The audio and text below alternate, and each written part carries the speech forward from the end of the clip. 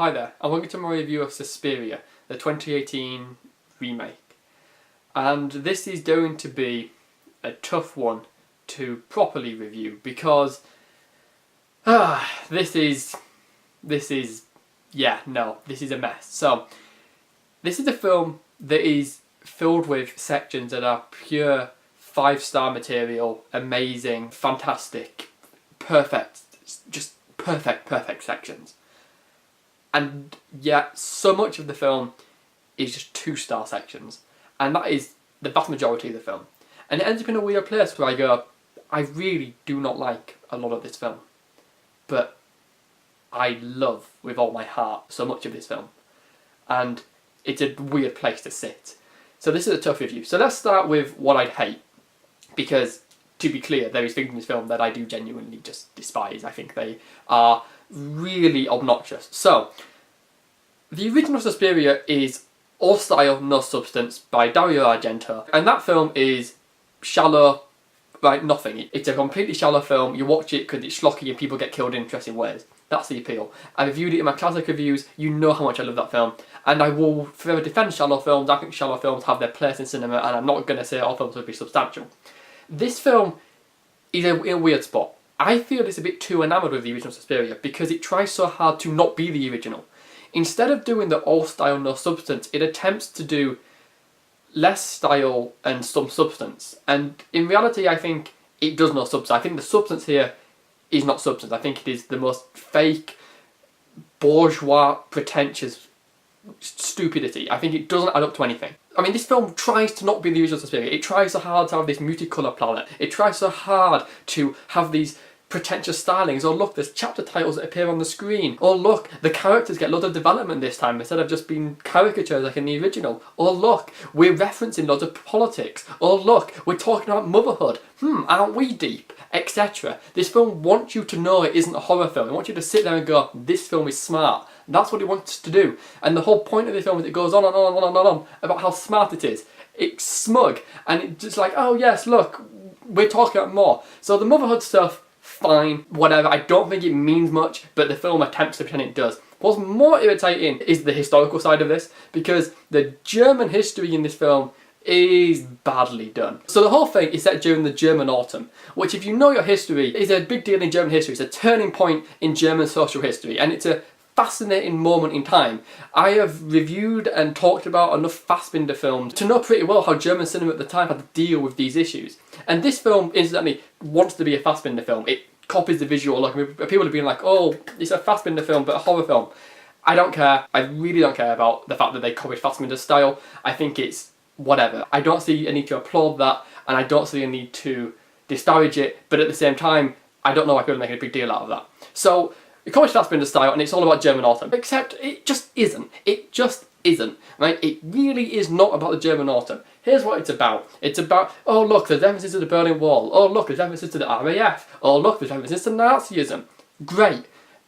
You can have a radio broadcast, a TV broadcast, a couple of lines of dialogue, doesn't mean anything. When the film actually concludes its whole thing through German history, it's just someone going, yeah, the Germans should feel guilty about stuff. Oh yeah, fucking great. That's a really deep analysis of German history. They should feel guilty about World War II. Right, waste of time. Also, incidentally, it's pretty tacky that a key character, his whole development is like, oh, something happened Holocaust related, we'll use that to cheap development. Look, guy, Holocaust, development, depth, despicable. Despicable. So we get through all this stuff about German history, about how it all is about Germany being shamed and guilty, right, cool. And you go, right, so you wasted 2 hours to waste time. You're a film that thinks that horror films cannot be deep, so you need to throw politics in there. By the way, I love political and historical films. I've recently reviewed Peterloo. I've done big discussions on other political films. I'm not against political films or films that deal with these exact issues in German history. But I'm against films that throw them in there and don't explore them. They just throw them in there as a sideshow and then pretend that they're deep, and they're not. They're just mentioning them. Anyone can make a film where someone goes, being a baddie person, it's kind of like being a terrorist. Bullshit. Done with that. So, Substance stuff, load of crap. People like Wes Craven, Tobe Hooper, George A. Romero have proved you can make complete schlock that is incredibly deep and substantial. This version of Suspiria seems to think it needs to waffle on about stuff that's really complex and the audience won't get, just to pretend that it's deep. So, worst of the time, all those sections suck. The first half hour of Suspiria, completely boring, dull, trying too hard, uninteresting. Whew. Then we reach what's really great about Suspiria. And by really great, I do legitimately mean mind-blowingly fantastic. When the film becomes a horror film, and it stops trying to pretend that horror films can't be deep, and it actually just does a horror film, and it actually does these sequences where people dance, and really grotesque body horror happens, it is truly intense.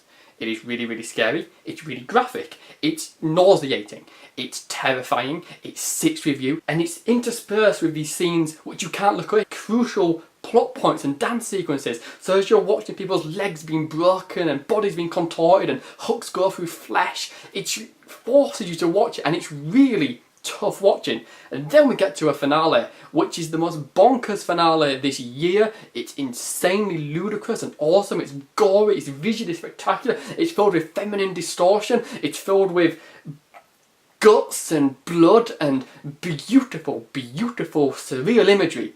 And we have all this wonderful, wonderful, wonderful horror that makes you so scared. You sit there in the cinema, you're mind blown, you can't breathe, your heart's thumping, you shit yourself. It's amazingly great at being a horror film. And then it kills its own momentum because it has to go back to its epilogue where it goes, the Germans should feel guilty about the Holocaust. Fucking great. What a waste of time. So basically, here's how I feel about Suspiria. Can I say it sucks? No, because as a horror film it's effective. Is it a waste of 2 hours? Yes, because for all the great horror that it has a whole bunch of nonsense. So I really, really love bits of Suspiria. I'd recommend it, I guess, because most people don't seem to have the problem that I have with Suspiria. Most people really, really like this film, and that's fine, because it's all my opinion. And anyone who likes the film, incidentally, please don't take my words too harshly. I have nothing but love for anyone who likes this film. I have nothing but love for anyone who has an opinion on a film. Films are films are films, it's all subjective anyway. I really have no problem at all with anyone who thinks I'm being too aggressive, too out there, too dramatic in this review, because to some extent I am being dramatic and exaggerating and being a bit over the top. But I'm just very passionate about this film because I was really looking forward to a film that remade Suspiria, and I was really looking forward to a film that tackled the German autumn, because I thought, oh wow, a relatively mainstream film tackling a key point in history and also tackling horror.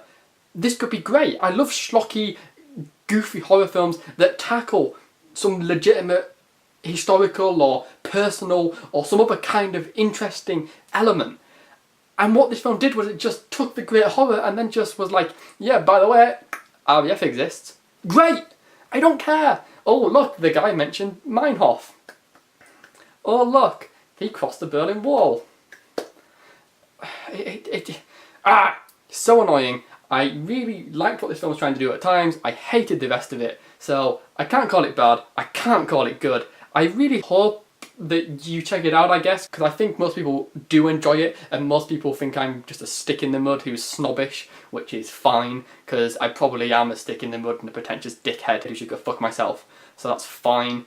But yeah, this film annoyed me no end. I'm going to call it an okay film, because that's a compromise, because I would love to call it a masterpiece for the bits that are perfect, and I would love to call it bad for the films that are trash. But it's not, it's both at the same time. So yeah, this review is a fucking mess. I've just ranted and raved and rambled and not said anything substantial. I think you get the gist of what I'm saying. So have you seen this version of Suspiria? I'd love to hear your thoughts if you have, so please leave me a comment. If you like this review, please give it a like. If you want to watch more of my reviews, you can subscribe. If you want to read more of my reviews, you can follow me on Letterboxd or Twitter. Thank you for watching Suspiria. It's an okay film.